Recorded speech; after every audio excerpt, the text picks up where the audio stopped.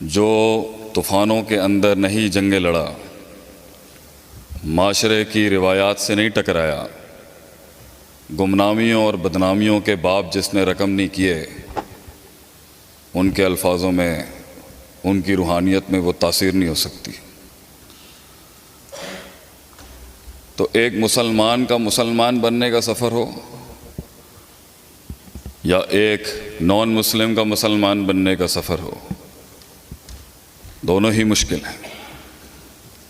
और इस सफ़र के गम को अल्लाह ऐसे संजीदा अल्फाज में बयान करता है कुरान में कि औज़ु बिल्लाहि मिनश शैतानिर रजीम इन्नका कादिहुन इला रब्बिका कदहन। ऐ इंसान, हम